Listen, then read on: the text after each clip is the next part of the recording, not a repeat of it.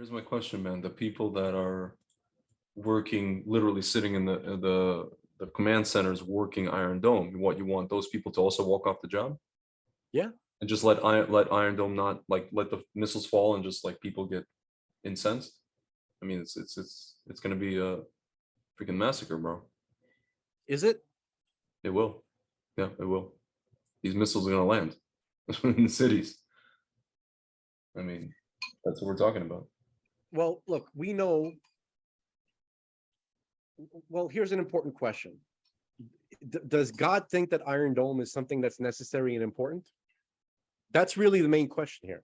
I don't know, but I think that if he didn't want us to have it, we wouldn't have it. I don't. That doesn't necessarily. It's almost like a rachamim. He sees that we did a stupid thing, like He little didn't- kid. wait It's a like minute. little kids. Like you pulled out of whatever Gush Katif, and okay, so here's this Iron Dome, and now you're gonna be in this quagmire. It's not a rachamim. It's a terrible distancing. It's a It's a distancing, but at the same time, no Not a rachamim. rachamim at all. I'm talking about physical rachamim. No, Distance it's from not. him. Yeah. It's not. It's not a rachamim at all, because not on any level. Because, well, look, I mean, he didn't use that at all during the Gulf War, right? It was how many? No, there was Patriot missiles. There was other things. There was No, what I'm talking about this. Oh, you're saying basically we were exposed and we still not basically Right. There's no Iron Dome. Yeah. Right. And God made all these things, occur, these massive miracles, right? Yeah. Okay. So Iron Dome is a dome against understanding that God is in charge. Yeah. No, that's for sure. That's what it is. That's for sure. That's the only thing it's protecting us from, the understanding that God's in charge. Yeah. But here's my question. What do you think is, in terms of just tactically and practically, those Scud missiles coming all the way from Iraq or these Qassams that are coming, from a very short distance? I think that Just asking a practical question. this is a practical question. I think that remove, get rid of the Iron Dome. Okay. Send your kids home. Okay. Organize. I don't know what length of time this takes. Okay. But during the course of the preparation for this restructuring of society, Mhm. right? One of the benefits of going to the military, right? That everybody has to go to military is that everybody has experience being a soldier, and some of those soldiers became leaders, strategic leaders. Hmm. A lot of them are not in government. A lot of them know what to do to respond in a real way to a threat that's ongoing. Okay, so if you were to send everybody home, okay, let them restructure the defenses for everybody in their particular area, everyone in their town, the Gaza border towns, right? Let the people there, who we're talking about, the men, right, and some of the women, I suppose, who are many of whom are professional military strategists, okay, who understand the situation that they're facing on the ground. Let them do what they need to do to protect their territory. And you'll see that this problem is going to go away. Okay? Let those who want to work on the defenses of their particular territory work on the defenses. They know what to do much better than Iron Dome. Yeah. And also let there's when you speak to Russian speakers in Israel, Mhm. right? You every now and then you're going to hear something like this. Давай соберем наши ребят, мы поедем туда и, блядь, их, мы их закопаем с танками or something like that. Let's get our guys. Let's gather a bunch of our guys, and we'll go over there like by ourselves. There are enough people in Israel, Yeah. right, who don't mind being a shock troops. Yeah, going into house to house fighting. Yeah. They will go in, and it's not going to be pretty. I'll tell you that. Yeah. They'll give them a chance to leave. Yeah. But once they don't leave, they're going to go, there are a group of people who I cannot guarantee are going to be very gentle, are going to go in there and make sure that the rockets stop. Yeah, that's what I'm wondering. That, you know, you have these Ukrainian guys who are fighting against the Russians. The Ukrainians won't give up. They have a lot of pride. They're fierce fighters. Don't we have enough Ukrainian non-Jews in Israel? No, dude, Ukrainian non-Jews cannot be trusted any further than they can be thrown I'm physically. just saying, let's just on the offhand, you could say a lot of them are proud. Because a lot of them proudly that. First of all, there's not as many as people think. But I know, but a lot of them right, proudly. I was worried that you're going to throw in that shit right there. I'm talking about fucking Jews, tough Jews who can go in there and take it and Okay. take care of business But I'm without talking fucking about, Ukrainians. okay, let's just say Jews, but even the ones who are like, I'm proudly from like whatever, former Soviet Ukraine. Doesn't matter where they're from. They could be from Morocco. They But could be even from- the ones, why can't we just send people who are just, yeah, you got plenty of Jews who are ready, willing, and able to go in there and do that. We have plenty, thank God. yeah. Why don't, yeah, we don't have to send in little boys and girls like 18, 19, 20, just people who just came into the army. We don't have to send those people. Yeah. They're gonna be fighting because they're fighting against Hamas and Islamic Jihad, who are grown men. You see this commander is like 40 years old. He's been there Yeah, since. the Israeli side sends kids against seasoned, Yeah, seasoned murderers, like essentially. Team USA against the Soviet hockey team. Like, what are we doing? The only advantage is like air support and stuff like that. Yeah, but air support can But only get. on the ground, Yeah. they have the advantage, Yeah. folks. I don't know if you realize that. Yeah, of course. Okay, they set in they're dug in to their positions, and they have the home field advantage. Yeah, at the very least, we just have to send in like Shayetet and all these kind of guys, like only special forces. You can't send in kids. You can't send kids to this area. Can't do it. You know what I remember learning, like from the martial arts, like the guy, like some of the Japanese stuff.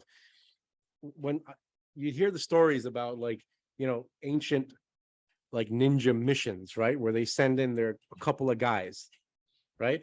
The description would be like they would take off their their gear after they come back from their mission, from their successful mission. You'd see a long white beard emerge. Yeah.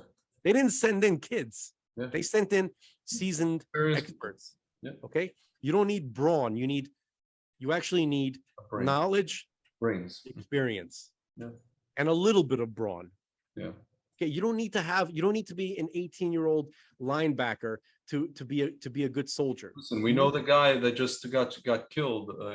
He was 50. The guy that he was, they were fighting in Jenin. So the guy was like, he was a seasoned veteran. Okay. You have rough men who are willing to do what needs to be done in order to protect their families and their children and their daughters. Yeah. These animals, a death cult that nonstop, all it does all day, all night is plan and carry out attacks against you. Yeah. Okay. Give them a chance to get out. Okay. And then if they don't, then what are you going to do? It's not about hurting them. It's about protecting your family. That's what this is about, folks. It's not about showing toughness. And we have to stop caring what the world thinks. We really we have to stop with this stuff. Absolutely. Absolutely. We really have to stop. By the way, you know how the world is broken? Yeah. The world, Britta from Community, I keep bringing up that, where she was in love with that carny who didn't care about her. Yeah. She is a metaphor for the broken world. Yeah.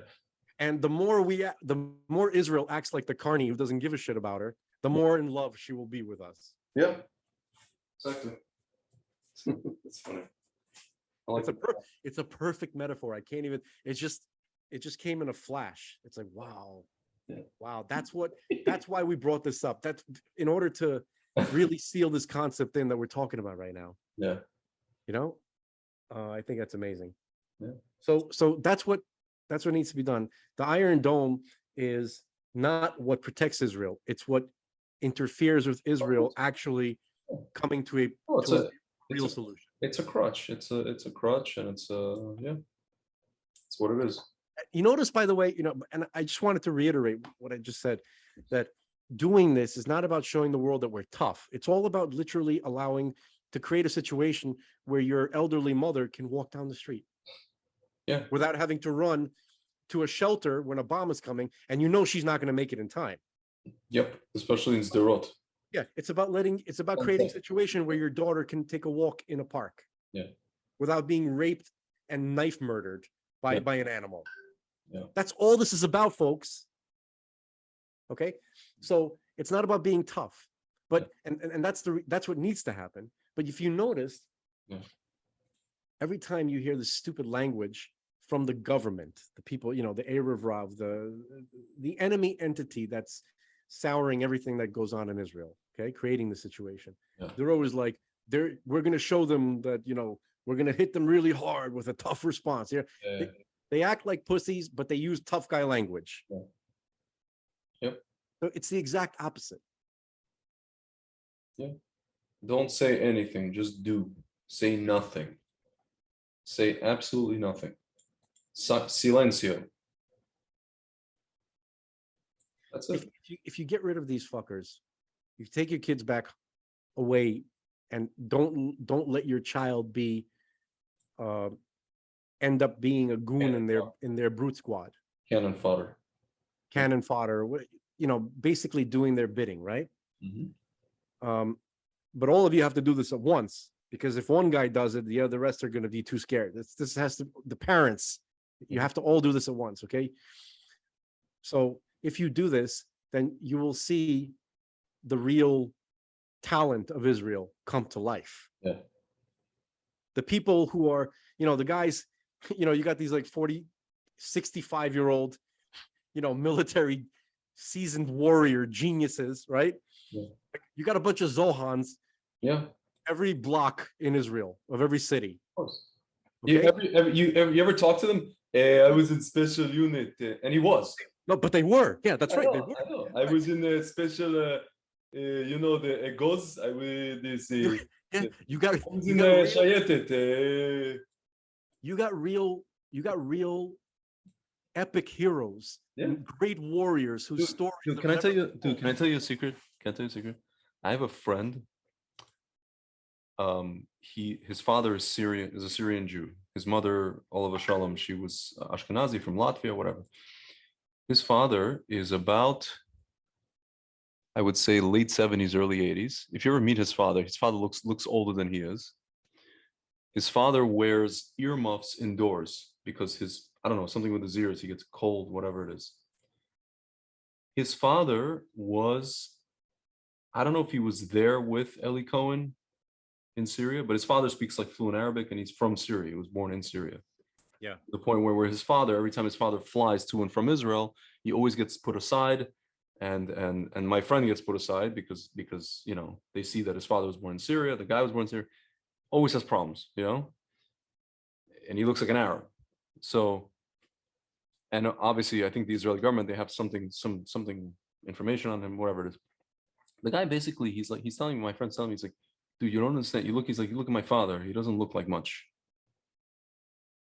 But this is a person who did I don't know, espionage and some kind of crazy stuff with Eli Cohen behind enemy lines. There are people alive who still were involved in these things. They were involved in obviously 73. They were involved in 82. They were involved in all kinds of stuff. I have a friend literally who's our age, even younger. His entire army career consists of Judea and Samaria, Lebanon, Gaza. He was there for the whole, that whole stretch of, those years where we were just involved in stuff all the time. And the guy, he was a nurse in a New York hospital during COVID, as if he didn't already have PTSD. Had to pile on after this COVID stuff. With all the intubators and all the rest of it. Dude, there are people in Israel today who've gone through some stuff, who've seen some stuff. And unfortunately, they're not in the army anymore. The army is filled with little kids. They're kids. They're mamish kids. They're kids who are on Instagram and on their phones. You know what I mean? Yeah.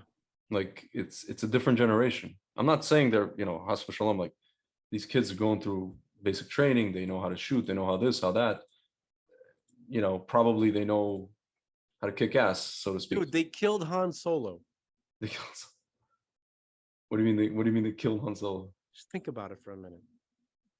That's the theme that the entire globalist, whatever you want to call these fuckers. Yes.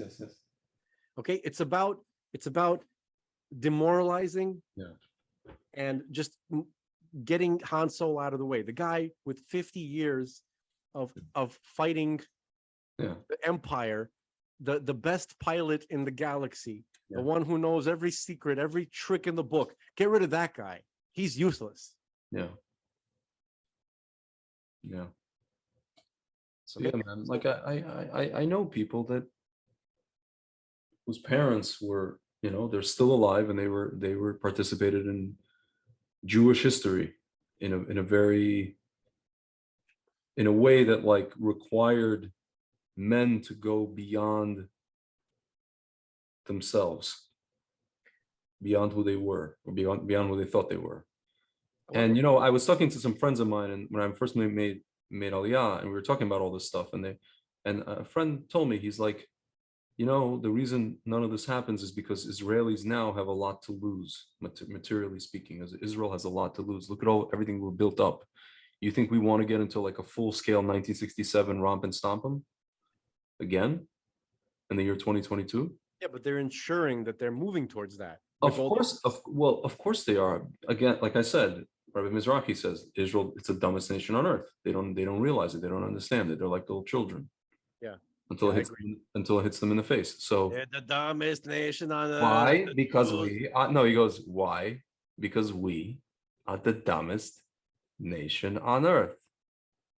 Ladies and gentlemen, you're wondering why I'm saying there's a rumor that the Jews are smart. Yeah. But we are the dumbest nation on earth. He also says the heir of Israel, the Gemara says the heir of Israel makes Jews makes you wise. You know who else it makes wise? Mahmoud Abbas, because it's Israel. It makes him wise too. He trick you. Listen, I'm saying all these things not to rag on Jews. I'm saying it to get you in the mood, because it is Tisha B'Av. I want you to be upset, and I want you to be embarrassed, and I want you to have busha. I do a lot. Yeah.